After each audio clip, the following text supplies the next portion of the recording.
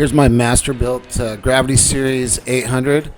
Only used it once. This thing is awesome. This is the new grill, gravity-fed hopper with charcoal and wood over there. And I'm going to compare that today against my Traeger Ironwood 885. Awesome grill. I've used this thing 50, 60 times. I love it, especially for long overnight cooks. So yeah, we're going to do some pork back ribs. We're going to do them identical at 225. And we're going to see who turns out better ribs. Alright, let me start by showing you guys my quick, easy rib rub. This stuff is simple. Got garlic, some good paprika, my secret weapon, which is granulated honey. This stuff is bomb. Mustard, cumin, like it's really simple stuff. Chili powder, onion powder. I've got salt, pepper, some brown sugar.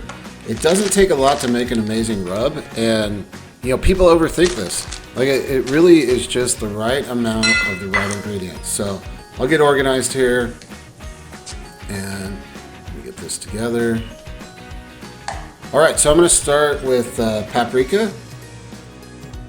Pour this in here. I don't care if some spills out. It's not an exact science. Making a rub, you know, we're going to do 1 cup of paprika. And I got some dark brown sugar. I want to really compact that and get, you know, good half cup in there. And making, you know, I just love making my own rub, and as luck had it, I was almost out. I'm going to do a half a cup of salt. So it was a good time for me to make more and kind of show you guys how I make mine.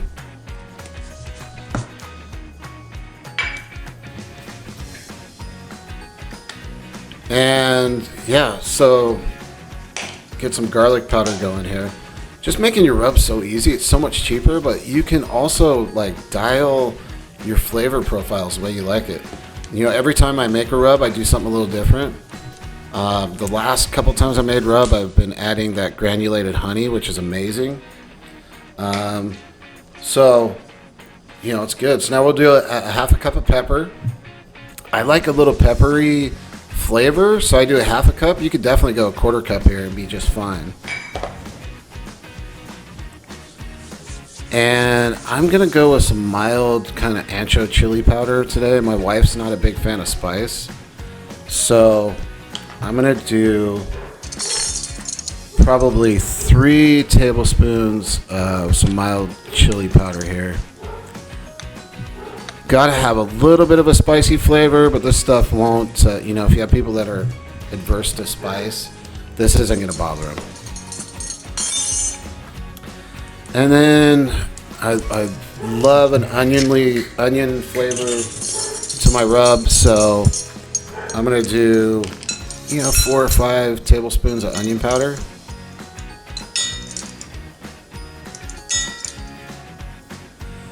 And yeah, I mean, making your own rub, it's great. I'm making a huge batch. Like I said, I just ran out, so this will last me a couple months. I use it for all things pork. I use this on my pork butts, pork shoulders, same thing, spare ribs, my pork back ribs, that's what we're doing today. Throw some mustard powder in there because it really helps give it a nice color and some flavor. And now I got my cumin and then the secret weapon. So the cool thing that happens with this granulated honey is as it cooks, it starts to melt again, and it gets sticky, and so it really helps this rub stick to the ribs, and it almost becomes a little bit saucy. Not quite like a barbecue sauce, but it gets pretty close. Let me grab a fork and mix this up for you guys. So that's kind of all there is to it, making a rub, you know, get this really well incorporated and we're ready to go. All right, the rub's looking good, feels right. I wish you guys could smell it. Look at the white specks you see in here is that granulated honey. Like it's gonna, look at that. That stuff's, oh man, this is gonna be a great rub. Got these Costco ribs. They came trimmed pretty well. There's no membrane. Normally I'd have to take a spoon and kind of separate the membrane from the bone and kind of pull it back, and but we're looking good. So let me Let me go ahead and cut this open and rinse them off and pat them dry. Got to grab me a little refreshment. This is essential. Yeah. Can't barbecue without proper hydration. All right, look at these ribs. They look good. The fat content, like Costco butchers, they do a pretty good job. Like I said, the membrane's already gone off of here. Normally we'd have to grab I'd grab the back of a spoon or a fork and just pry it right off between the bone. But yeah, this is good to go. All right, so well let's rub these bad boys up. All right, I'm gonna take the glove off, and here we go. I want to get a pretty good coating. I want every part of the rib to be coated with this rub that we just made. And it's going to be awesome. Man, it smells killer already. So I get this all rubbed in, nice even coating. Got to do both sides. And sprinkle it on. Backside doesn't hold as well. You know, the bone side, it just doesn't have as much meat and fat and moisture. So, you know, it's a little harder to get a nice even coating down here. But look at that.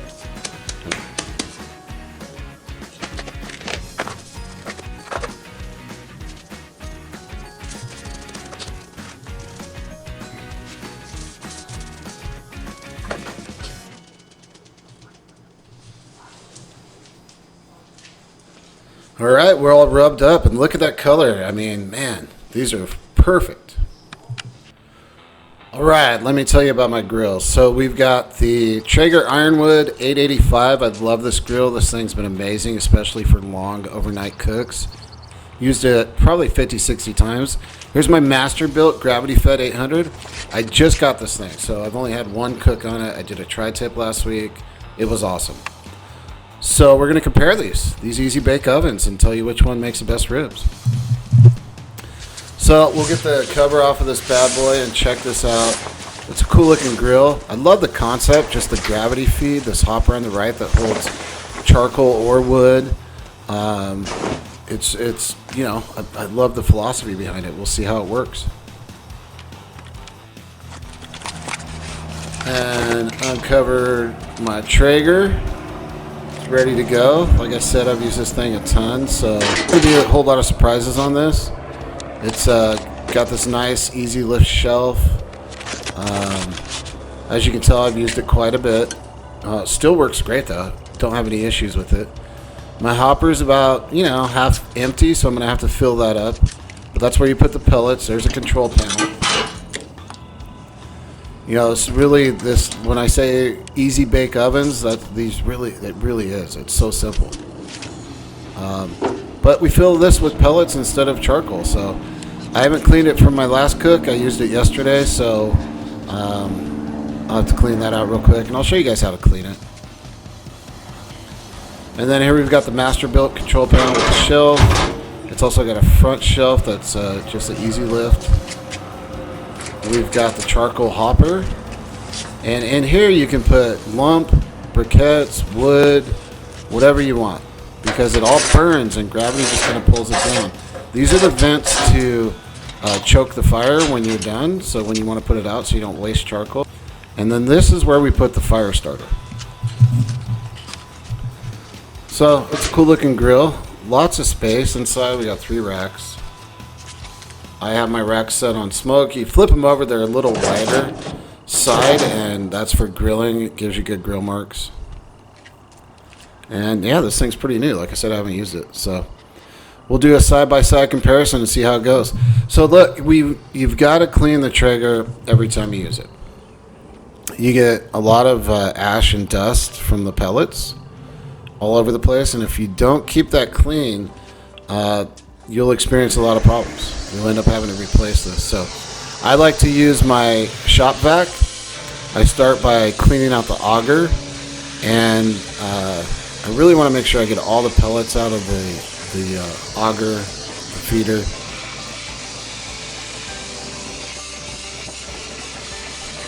vacuum that out really good. It's really important. And keep it nice and clean. And then I'm going to use this to just get all the ash and dust from my last cook. As the pellets burn and as they come through the auger, you end up with this dust down here. So you got to clean it out. They say to clean it after every cook, but I'm going to be honest, I clean it before every cook.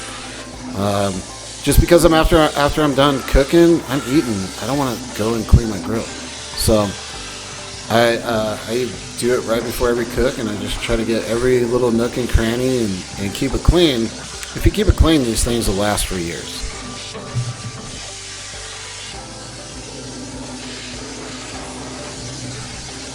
So I try to hit everything. I'm not doing a deep clean today. With all my grills, twice a year, I do a deep clean. So here I've got a bag of cherry pellets. I'm gonna go ahead and pour them in the hopper. I like to make sure I have a full hopper before each cook. So I just fill them up. The downside of the pellets is they are more expensive than charcoal. But the plus side is that a full hopper on the Traeger will last me a good 15, 16 hours. So I can do a brisket without having to add anything. But now here in the charcoal grill, I've heard that a full hopper lasts 10 hours. I haven't tried yet, but this is right where you pour it in. I'm using Jealous Devil XXL, which are really dense, compressed. They burn slower. They last longer. These are amazing briquettes. And what I've already mixed wood chunks throughout the hopper. Here, I'll throw another one in. Every time I add a little charcoal, I add wood chunks. So I'm using cherry wood. So we'll have the same flavor on both.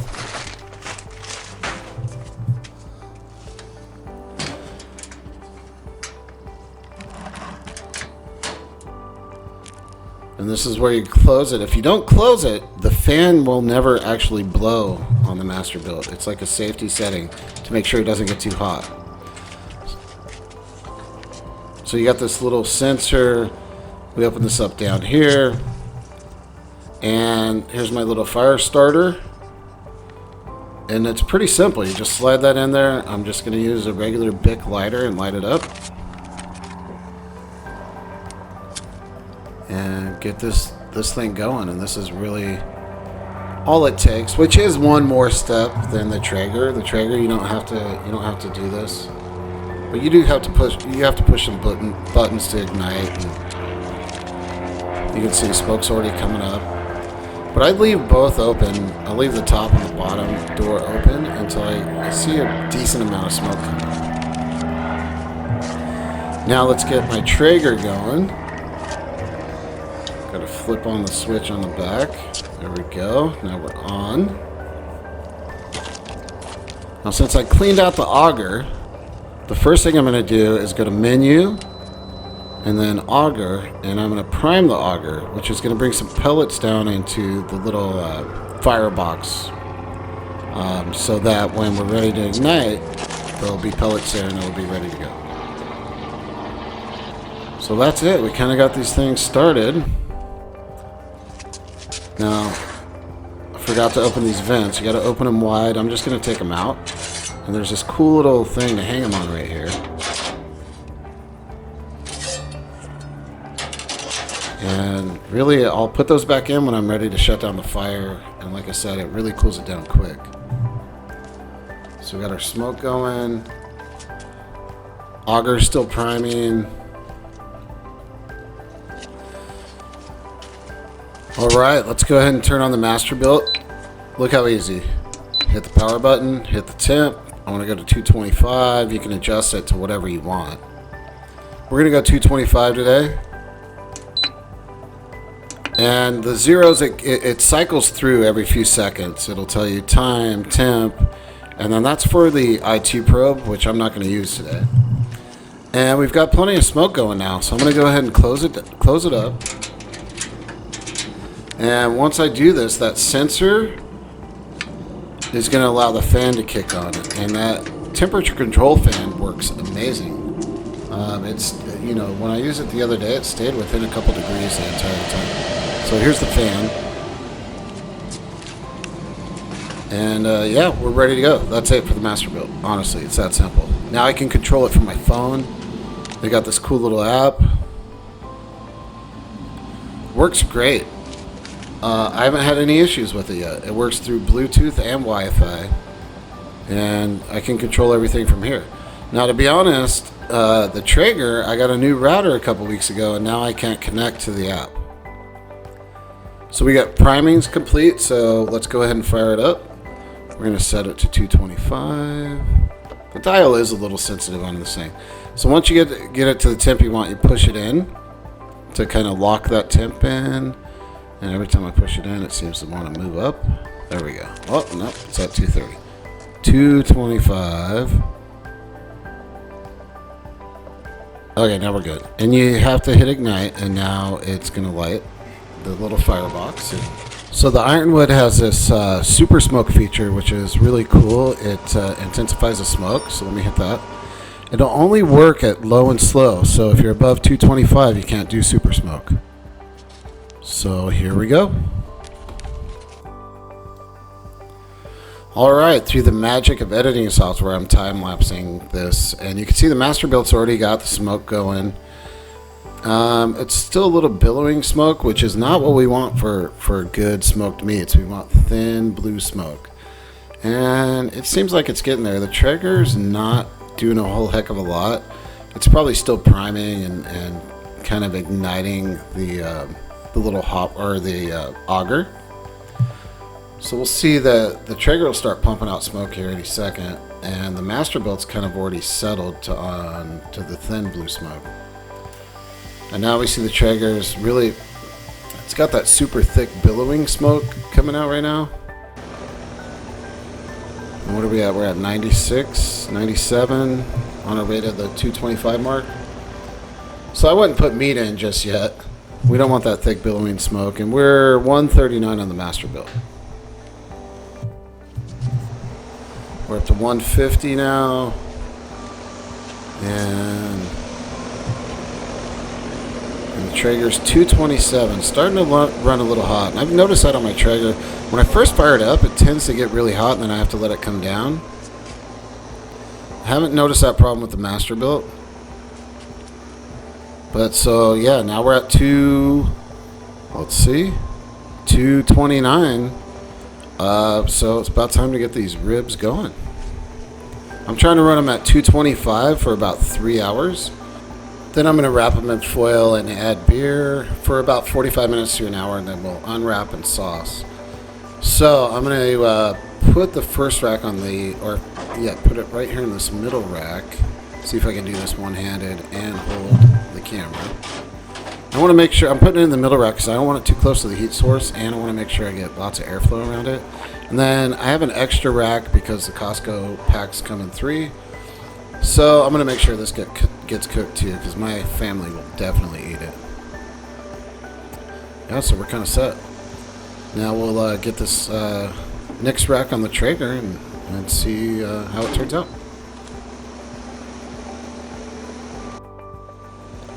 So we're at 250. Like I said, it's a little hot. Once I open it and I put the meat in and all that, I've noticed it comes down pretty quickly.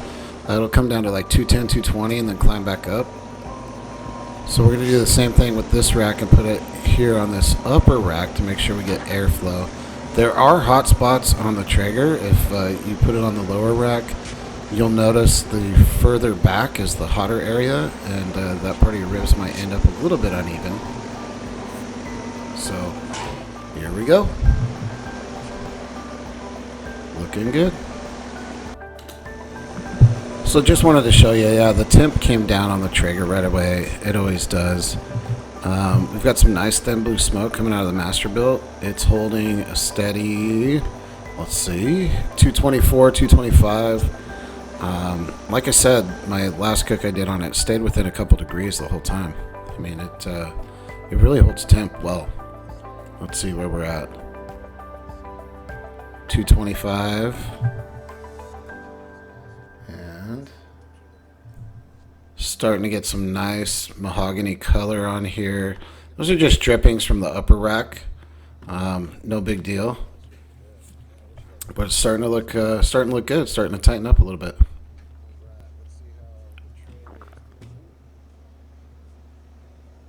And we're holding a nice steady temp here as well. And wow, these look great. Man, I wish you guys could smell them. They smell amazing. Yeah, these ribs are going to be good. All right, we'll let them keep going. Like I said, we'll let them go for about 3 hours. Then I wrap in foil, pour in a little beer, and braise them for a little bit. And then I unwrap and I sauce them, you know, flipping them about every 15, 20 minutes for about an hour until I get the bark and the crystallization I want with the sauce.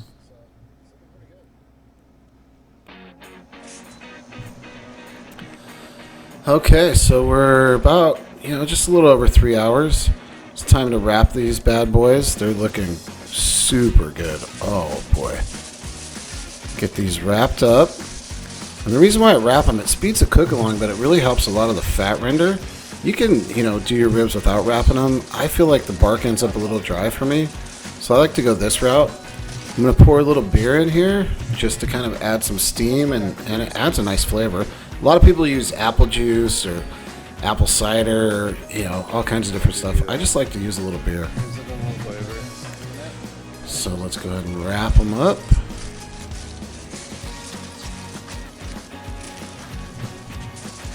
There we go. Would you rather use a Coors It's Light back or on the racks. regular Coors? All right. And we'll wrap this bad boy the same way. Kind of build a little boat to hold the liquid in, so when I pour the beer, it doesn't spill everywhere. Just really kind of cover the meat. Doesn't take a lot.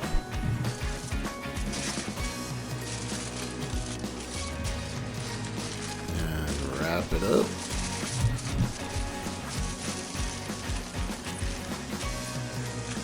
And we are good. Now, get this closed up and we'll go wrap the Traeger ribs. Looks great. Look at that color. That rub is amazing. And these are going to be fantastic.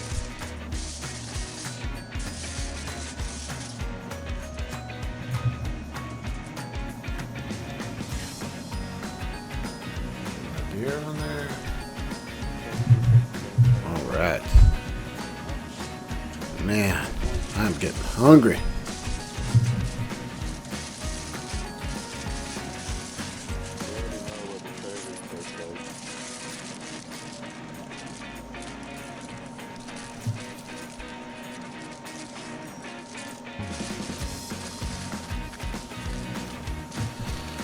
Alright, good to go.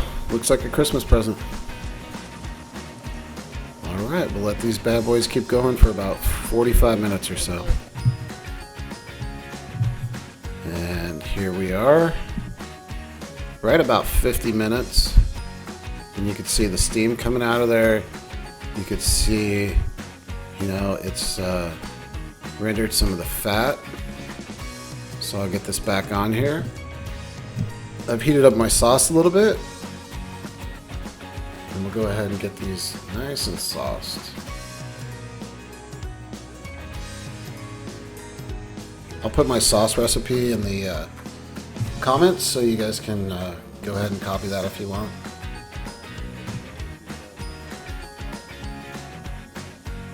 And we'll close those up and let them sit and let that sauce kind of cook into it. Do the same thing over here. After I sauce them, I want to let the sugars and all that in the sauce kind of crystallize. It kind of becomes more like a glaze. And look at that. Yeah, you can tell that braising really helped it come along.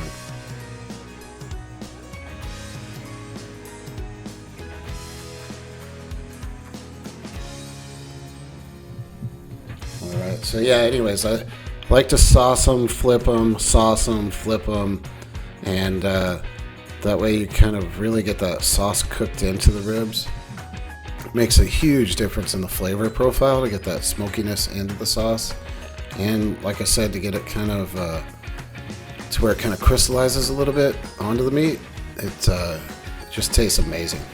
So we're gonna go ahead and do that. We're gonna sauce them up, flip them, sauce them again, and then probably flip them one more time and give them a final sauce. Looking at probably every 15-20 minutes. And then we'll be good to go. These things are going to be amazing. Wow.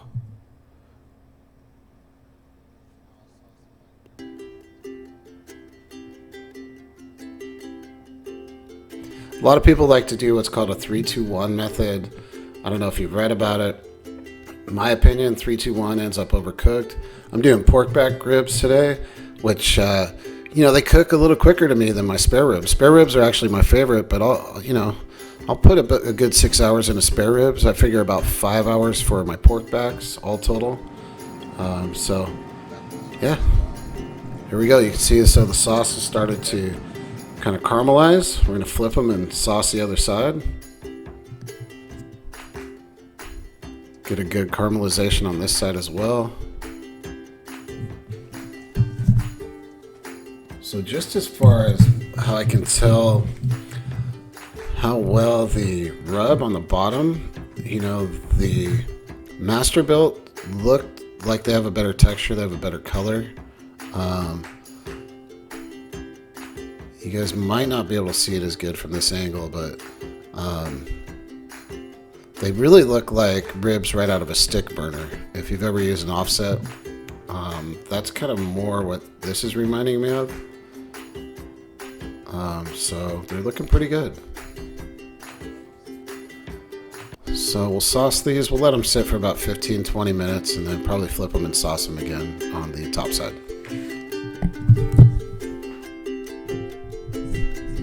All right, the Traeger, man, these look amazing.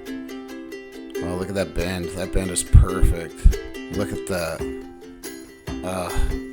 If they were overcooked and you tried that bend, they would just fall apart. So these are perfect. You want a little pull, and look at that.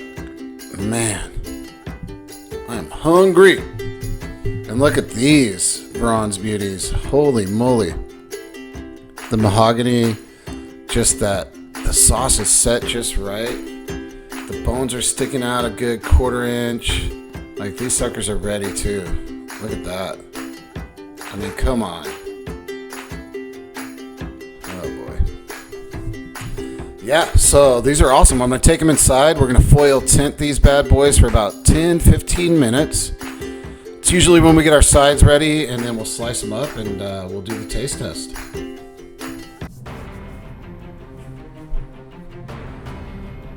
Look at that. Wow. I don't know, just by looking at it, both grills did amazing. I mean, this is the Traeger. It looks killer. And the Masterbuilt looks awesome too. Like, I don't know. They all look so good. So we'll see, the taste test, the smoke ring, texture, all that. Let me wrap these. We'll let them rest for about, like I said, about 15 minutes or so. And then we'll slice them open and do the taste test and see what the pull's like, see what the bark's like, see what the smoke ring's like. Those are kind of all the things I'm looking for. But I can tell you right now, neither one of them are going to suck. They're all going to be good.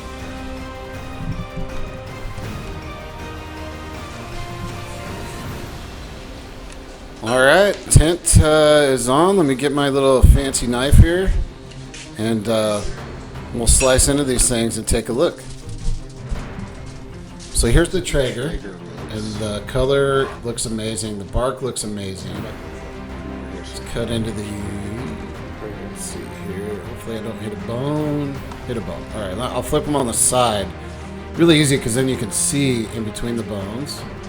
And these are butter. This is falling apart. This is great. And look at that. We've got a nice little smoke ring around the edge. The fat's rendered. It looks juicy. I can tell when I bite into this, it's going to pull right off the bone, which is what I'm looking for. So let's check the Masterbuilt. These look amazing too. Look at the stickiness from the honey.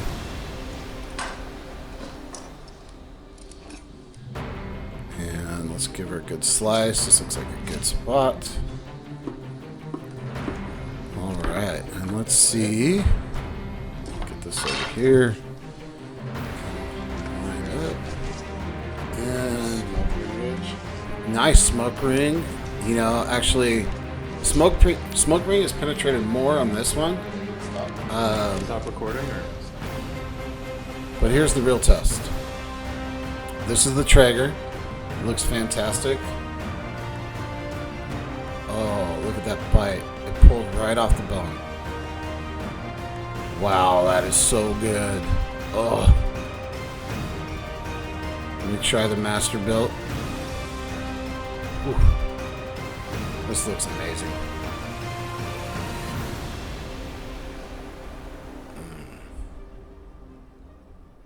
Same thing, pulls right off the bone. I mean, as far as pull goes, these are, very similar. I mean, they really, really look good.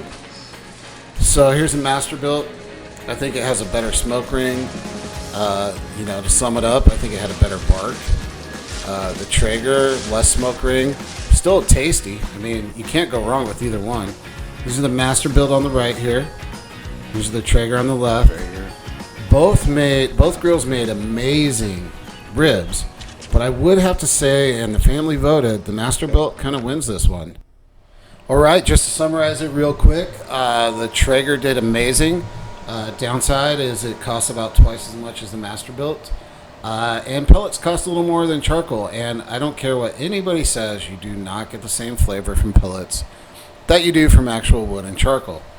But the Traeger is amazing. I love it for overnight cooks. I've done tons of briskets on it. It's a great grill. The ribs were fantastic. The Masterbuilt tasted like a stick burner, but I didn't have to put in all the work. I didn't have to babysit a fire for 5 hours like I normally would, and the ribs turned out amazing. I think Masterbuilt edges them out. So here's the deal. Dollar for dollar, I would recommend the Masterbuilt. You're going to get more for your money. But check in with me in about 30 or 40 cooks, and I'll let you know how the durability looks. There have been rumors that the durability of the electrical components on the Masterbuilt aren't fantastic. So I'll keep posting. You keep watching. Thanks, you guys.